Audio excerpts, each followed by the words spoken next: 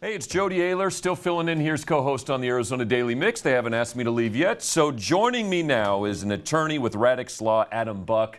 Adam, I was out and about in my neighborhood. Everyone's putting up their holiday lights. It's that time of year. It's after Thanksgiving.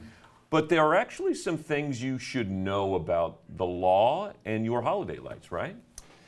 Well, yeah, most of the issues that come up actually have to deal with HOAs and the CC&Rs. So what I would recommend is looking at your CC&Rs to see what restrictions you might have in your community about your holiday lights. Things that we've seen, for example, they tell you when you can, like the earliest you can put them up and when you need to take them down. That'll be written out for you in your HOA CC&Rs possibly. Right. Another thing is sometimes they outlaw the big roof anchored Santas, things like that.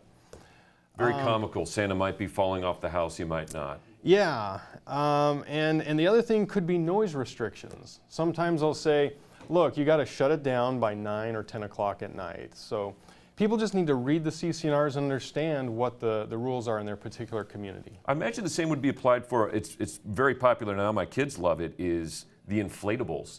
But they're giant inflatables. I've seen ones that are almost like 2 stories tall. Are there also some ordinances that may apply if you're looking to put up a giant Grinch in your front yard? Well, we don't see a lot of ordinances along those lines, but what we do see are traffic violations. So you put up all these big things, and some are really like amusement parks. Yeah. And they come in and they create traffic problems. And that's when we see the city stepping in saying, wait a second, guys, you're clogging up the neighborhoods. We really need to fix this and make sure that we don't create a lot of traffic issues. And there's also, some people will put up their Christmas tree and keep it up till like Easter, and they can do that inside their own house. We don't need to worry about it. But some people also keep their Christmas lights up too long. Is there anything you should be aware of and when you take them down? Well, generally the rule of thumb is after Thanksgiving you put them up, and sometime after the New Year you take them down.